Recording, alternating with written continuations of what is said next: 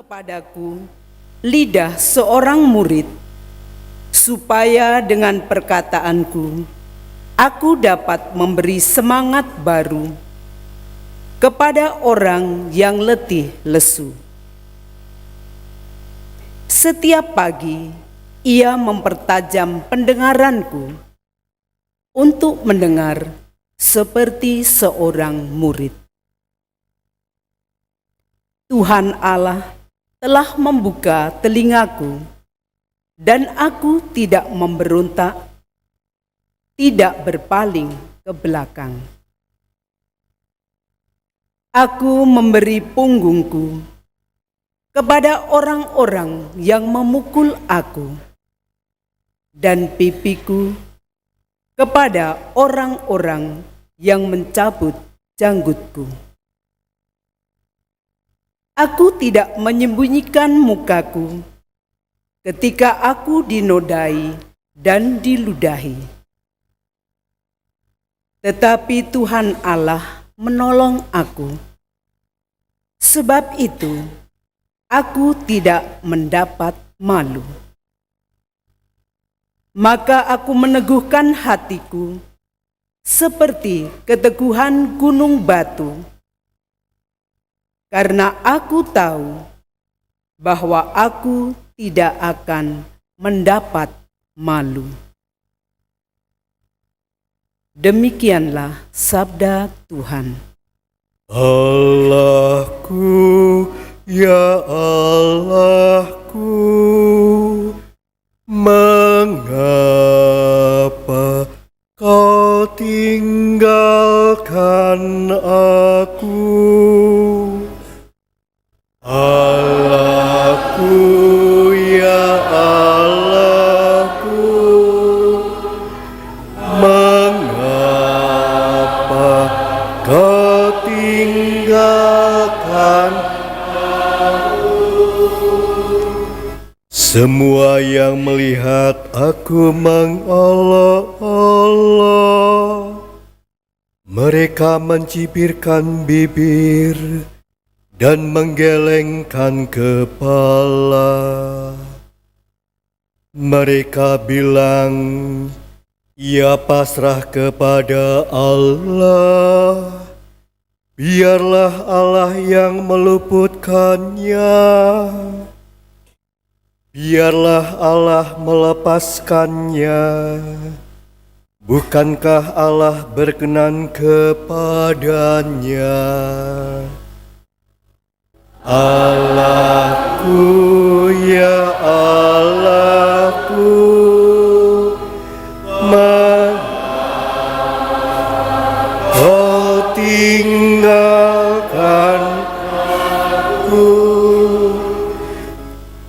Sekawanan anjing mengerumuni aku, gerombolan penjahat mengepung aku.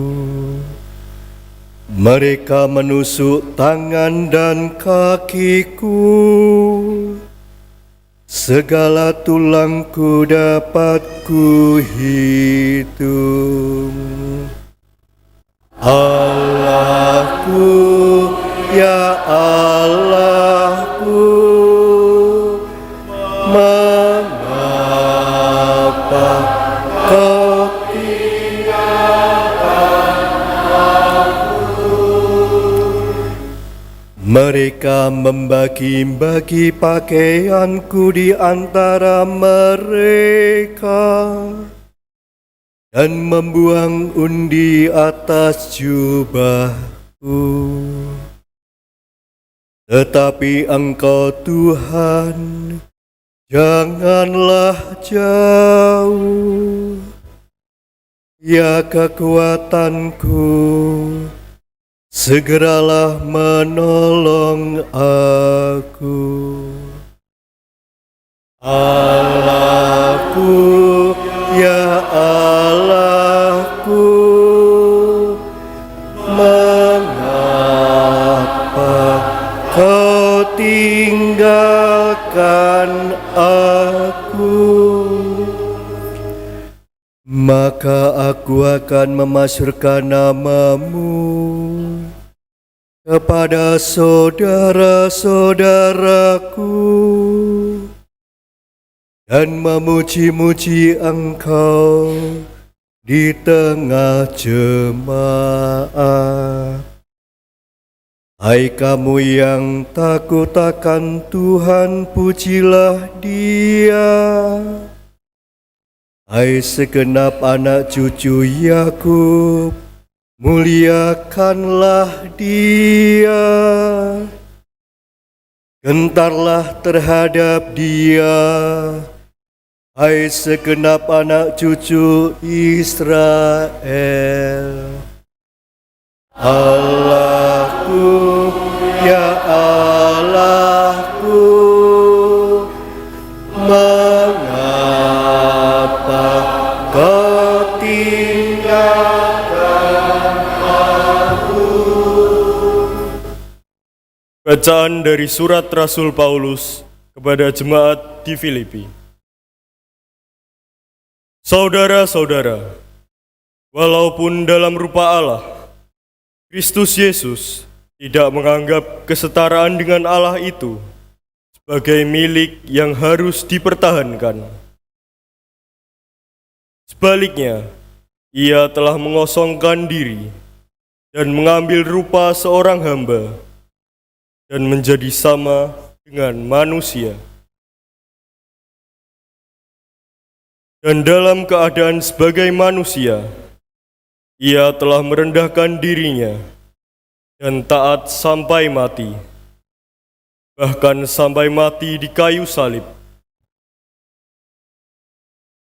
Itulah sebabnya Allah meninggikan Dia dan menganugerahinya nama di atas segala nama, supaya dalam nama Yesus bertekuk lututlah segala yang ada di langit, yang ada di atas dan di bawah bumi. Dan bagi kemuliaan Allah Bapa, semua lidah mengakui Yesus Kristus adalah Tuhan. Demikianlah sabda Tuhan. Terpujilah Kristus Tuhan, Raja mulia dan kekal. Terpujilah Kristus Tuhan, Raja mulia dan kekal. Kristus sudah taat bagi kita, Dia taat sampai mati, bahkan sampai mati di kayu salib. Itulah sebabnya Allah sangat meninggikan dia dan menganugerahinya nama di atas segala nama. Terpujilah Kristus Tuhan, Raja mulia dan kekal.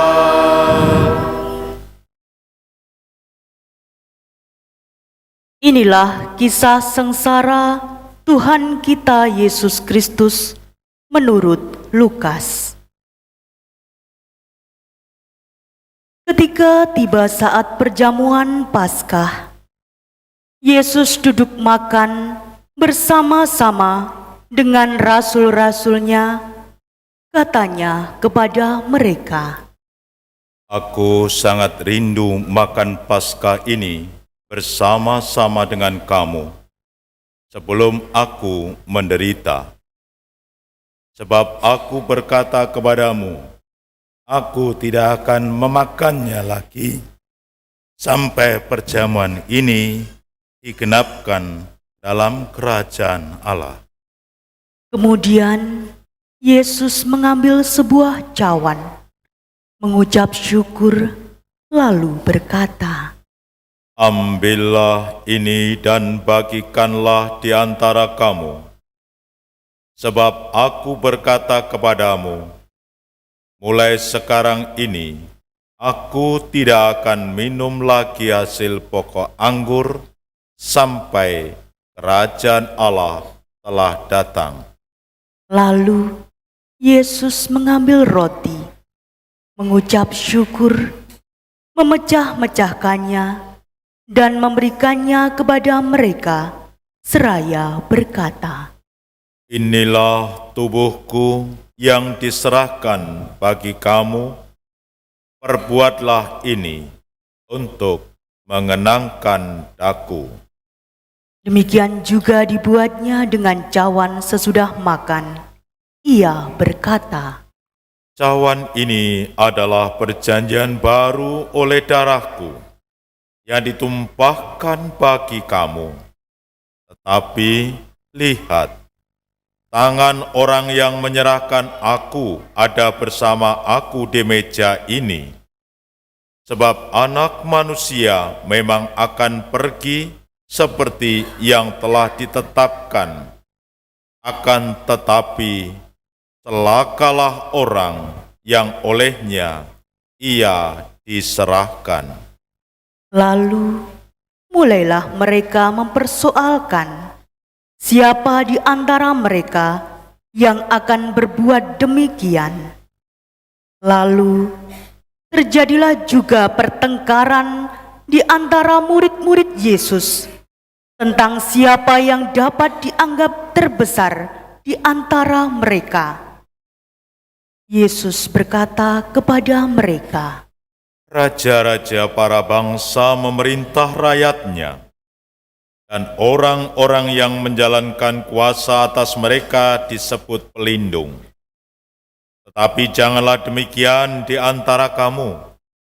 Yang terbesar di antara kamu hendaklah menjadi seperti yang paling muda, dan pemimpin menjadi seperti pelayan.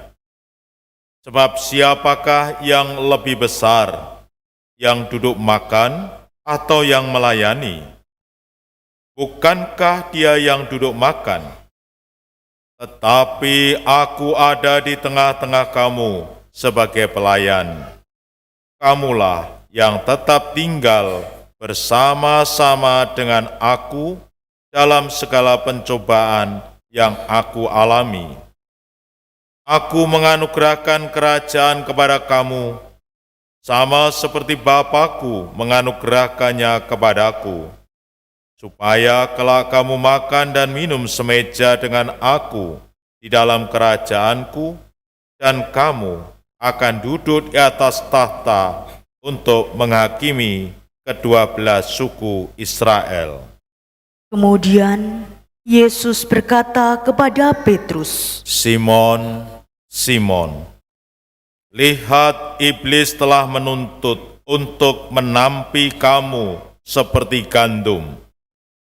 Tetapi aku telah berdoa untuk engkau, supaya imanmu jangan gugur. Dan jikalau engkau sudah insaf, kuatkan saudara-saudaramu.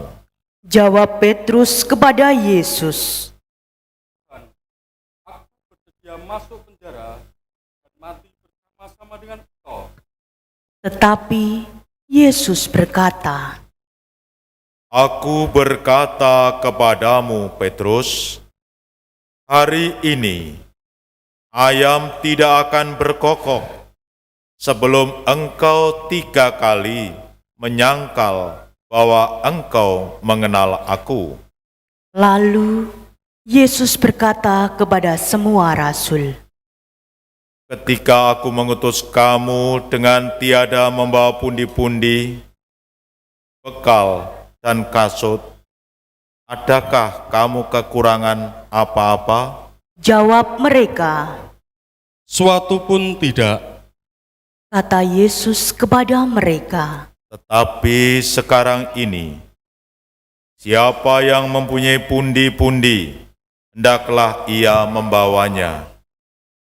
Demikian juga yang mempunyai bekal, dan siapa yang tidak mempunyainya, hendaklah ia menjual jubahnya dan membeli pedang. Sebab aku berkata kepada kamu, bahwa nas kitab suci ini harus digenapi padaku. Ia akan terhitung di antara pemberontak-pemberontak, sebab apa yang tertulis tentang aku sedang digenapi. kata murid-muridnya. Tuhan, lihatlah ini 2 pedang. Jawab Yesus, Sudah cukup. Lalu pergilah Yesus keluar kota, dan sebagaimana biasa, ia menuju Bukit Zaitun. Murid-muridnya juga mengikuti dia. Setelah tiba di tempat itu, ia berkata kepada mereka, Berdoalah supaya kamu jangan jatuh ke dalam pencobaan. Kemudian Yesus menjauhkan diri dari mereka, kira-kira sepelemparan batu jaraknya. Di sana ia berlutut dan berdoa, katanya, Ya Bapakku, jikalau engkau berkenan, ambillah piala ini daripadaku. Tetapi bukanlah kehendakku, melainkan kehendak-Mu-lah yang hendaknya terjadi. Maka seorang malaikat dari langit menampakkan diri untuk memberi kekuatan kepadanya. Yesus sangat ketakutan dan makin bersungguh-sungguh berdoa. Peluhnya menjadi seperti titik-titik darah yang bertetesan di tanah. Lalu ia bangkit dari doanya dan kembali kepada murid-muridnya. Tetapi ia mendapati mereka sedang tidur karena duka cita. Katanya kepada mereka, Mengapa kamu tidur? Bangunlah dan berdoalah, supaya kamu jangan jatuh ke dalam pencobaan. waktu Yesus masih berbicara, datanglah serombongan orang. Sedang muridnya yang bernama Yudas mendekati dia untuk menciumnya. Maka kata Yesus kepada Yudas, Hai Yudas, dengan ciumkah engkau menyerahkan anak manusia? ketika mereka yang bersama-sama dengan Yesus melihat apa yang akan terjadi, berkatalah mereka, Tuhan, mestikah kami menyerang mereka dengan pedang? dan seorang dari mereka menyerang hamba imam agung, sehingga putuslah telinga kanannya.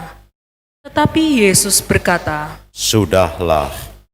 lalu Yesus menjamah telinga orang itu dan menyembuhkannya.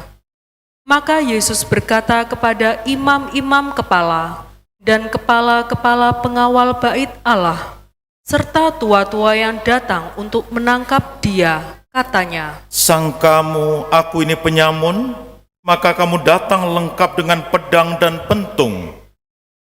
Padahal Tiap-tiap hari aku ada di tengah-tengah kamu di bait Allah, dan kamu tidak menangkap aku. Tetapi inilah saatmu, dan inilah kuasa kegelapan itu. Lalu Yesus ditangkap dan dibawa dari tempat itu. Ia digiring ke rumah imam agung. Sementara itu Petrus mengikuti dari jauh. Di tengah-tengah halaman rumah itu, orang memasang api, dan mereka duduk mengelilinginya. Petrus juga duduk di tengah-tengah mereka. Seorang hamba perempuan melihat dia duduk dekat api. Ia mengamat-ngamati Petrus lalu berkata, Orang ini juga bersama-sama dengan Yesus. tetapi Petrus menyangkal katanya. Bukan, aku tidak mengenal dia. Tidak berapa lama kemudian, orang lain melihat dia lalu berkata, Engkau juga seorang dari mereka. tetapi Petrus berkata, Bukan, aku bukan seorang dari mereka. dan kira-kira sejam kemudian, seorang lain berkata dengan tegas, Sungguh, orang ini juga bersama-sama dengan Yesus, sebab ia juga orang Galilea. tetapi Petrus berkata, Bukan, aku tidak tahu apa yang engkau katakan. Seketika itu juga, sementara Petrus berkata, berkokoklah ayam. Lalu berpalinglah Tuhan memandang Petrus.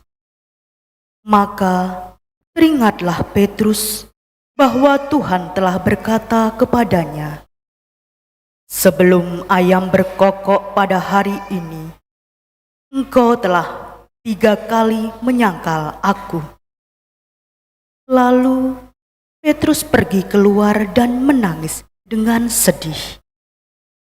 Sementara itu, Yesus diolok-olok dan dipukuli oleh orang-orang yang menahannya. Mereka menutupi muka Yesus dan bertanya, Cobalah katakan, siapa yang memukul engkau? dan banyak lagi hujat yang mereka ucapkan kepadanya. Setelah hari siang, berkumpullah sidang para tua-tua bangsa Yahudi, imam-imam kepala, dan ahli-ahli Taurat. Lalu mereka menghadapkan Yesus ke mahkamah agama mereka. Katanya, Jikalau engkau adalah Mesias, katakanlah kepada kami. jawab Yesus, Sekalipun aku mengatakannya kepadamu, kamu toh tidak percaya. Dan sekalipun aku bertanya sesuatu kepadamu, kamu toh tidak akan menjawab. Mulai sekarang anak manusia sudah duduk di sebelah kanan Allah yang Maha Kuasa. kata mereka semua. Kalau begitu, engkau ini anak Allah? Jawab Yesus, Kamu sendiri mengatakan bahwa akulah anak Allah. lalu kata mereka, Untuk apa kita perlu kesaksian lagi? Kita telah mendengarnya dari mulutnya sendiri.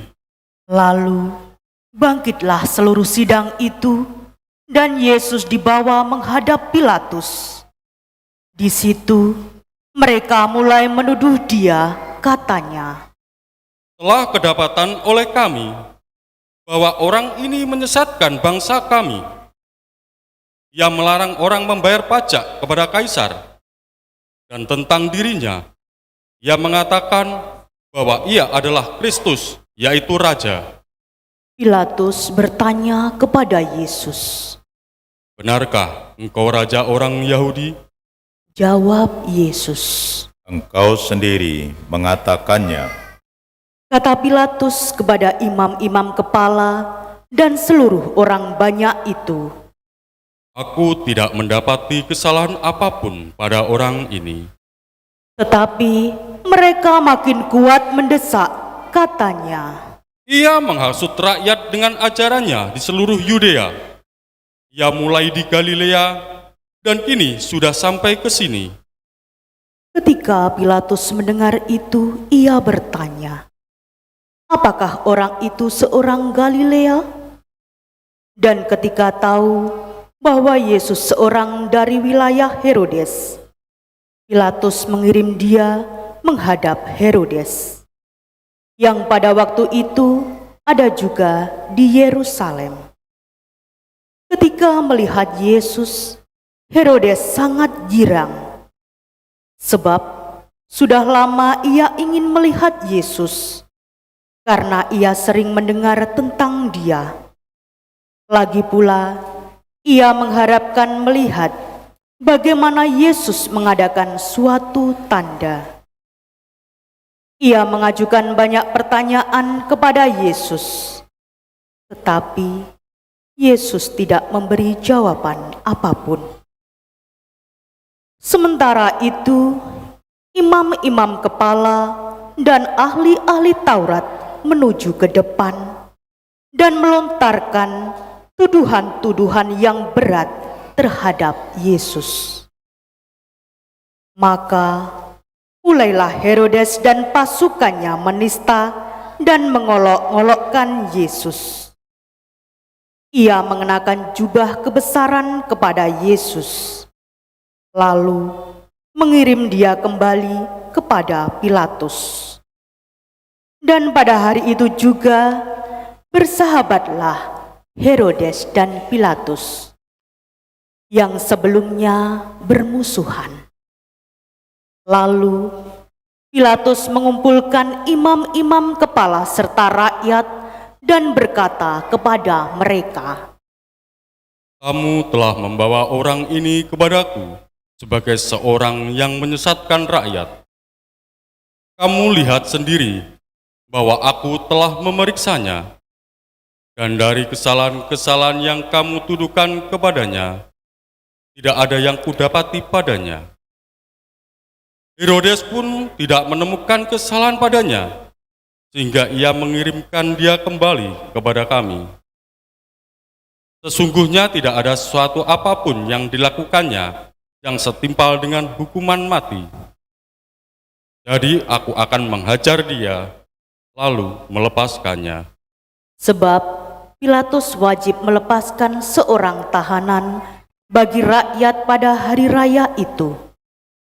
Tetapi mereka berteriak bersama-sama, "Enyahkanlah dia! Lepaskanlah Barabas bagi kami!"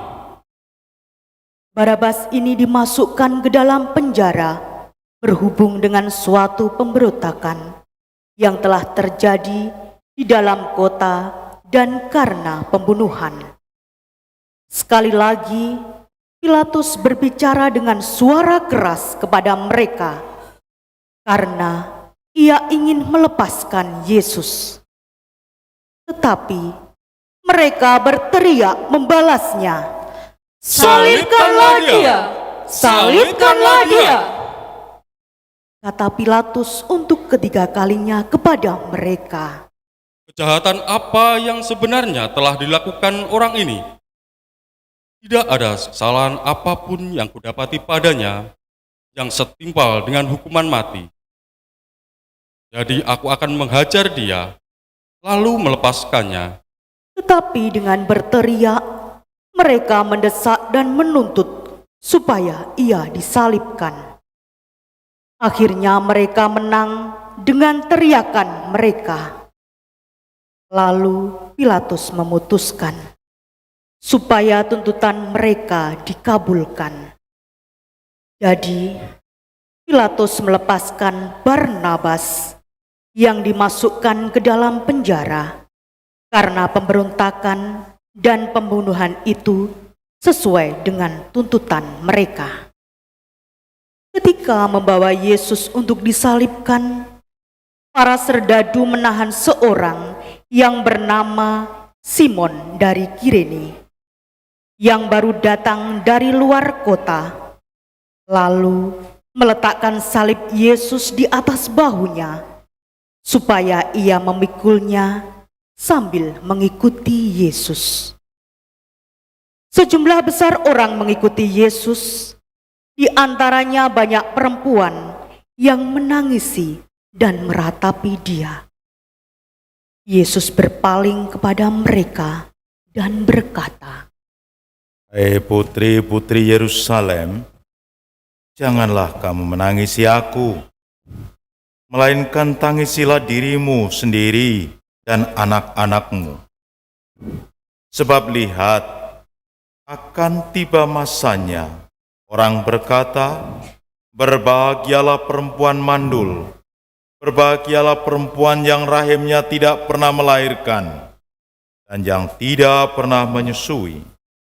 Maka orang akan mulai berkata kepada gunung-gunung, runtuhlah menimpa kami, dan kepada bukit-bukit, timbunlah kami. Sebab jikalau orang berbuat demikian terhadap kayu hidup, apakah yang akan terjadi dengan kayu kering? Bersama Yesus digiring juga 2 orang lain, yaitu 2 penjahat untuk dihukum mati bersama-sama dengan dia. Ketika mereka sampai di tempat yang bernama Tengkorak, mereka menyalibkan Yesus di situ. Kecuali Yesus, disalibkan juga kedua orang penjahat itu, yang seorang di sebelah kanan, yang lain di sebelah kirinya. Ketika bergantung di salib, Yesus berkata, Ya Bapa, ampunilah mereka, sebab mereka tidak tahu apa yang mereka perbuat. dan mereka membuang undi untuk membagi pakaian Yesus. Orang banyak berdiri di situ dan melihat semuanya. Pemimpin-pemimpin mengejek Yesus, katanya, Orang lain ia selamatkan. Biarlah sekarang ia menyelamatkan dirinya sendiri. Jika ia benar-benar Mesias, orang yang dipilih Allah. Juga prajurit-prajurit mengolok-ngolokkan dia. Mereka mengunjukkan anggur asam kepadanya dan berkata, Jika engkau raja orang Yahudi, selamatkanlah dirimu. Ada juga tulisan di atas kepalanya, Inilah raja orang Yahudi. Salah seorang penjahat yang digantung itu menghujat Yesus, katanya, Bukankah engkau Kristus? Selamatkanlah dirimu dan kami. Tetapi penjahat yang seorang menegur dia, katanya, Tidakkah engkau takut kepada Allah? Padahal engkau menerima hukuman yang sama. Kita memang selayaknya dihukum, sebab kita menerima balasan yang setimpal dengan perbuatan kita. Tetapi orang ini tidak berbuat sesuatu yang salah. Lalu ia berkata kepada Yesus, Yesus, ingatlah akan aku apabila engkau datang sebagai Raja. kata Yesus kepadanya, Aku berkata kepadamu, sesungguhnya pada hari ini juga, engkau akan ada bersama-sama aku di dalam Firdaus. Ketika itu hari kira-kira pukul 12, kegelapan meliputi seluruh daerah itu sampai jam 3, sebab matahari tidak bersinar. Ketika itu tabir bait suci terbelah 2. Lalu Yesus berseru dengan suara nyaring, Ya Bapa, ke dalam tanganmu kuserahkan nyawaku. dan sesudah berkata demikian, Yesus menyerahkan nyawanya.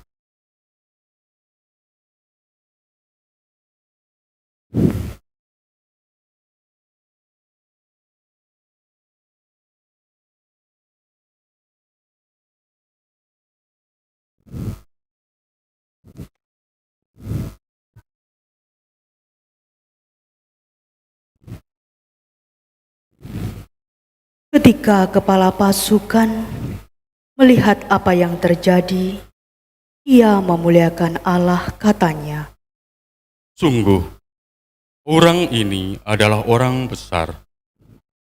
Di situ berkerumun pula orang banyak yang datang untuk menyaksikan seluruh peristiwa itu.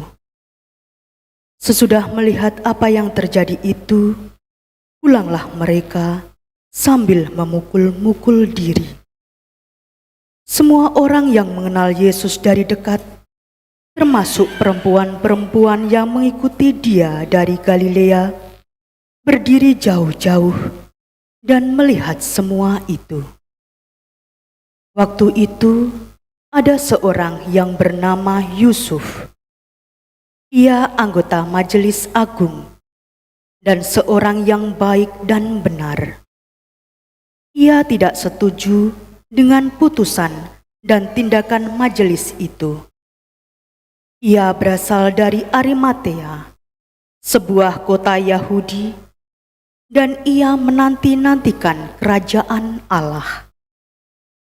Ia pergi menghadap Pilatus dan meminta jenazah Yesus. Dan sesudah menurunkan jenazah itu, ia mengafaninya dengan kain lenan, lalu membaringkannya di dalam kubur yang digali di dalam bukit batu, di mana belum pernah dibaringkan satu jenazah pun. Hari itu adalah hari persiapan dan Sabat hampir mulai. Perempuan-perempuan yang datang bersama Yesus dari Galilea ikut serta dan melihat kubur itu. Lalu mereka melihat bagaimana jenazah Yesus dibaringkan. Setelah pulang, mereka menyediakan rempah-rempah dan minyak mur. Dan pada hari Sabat, mereka beristirahat menurut hukum Taurat. Demikianlah sabda Tuhan. Terpujilah Kristus.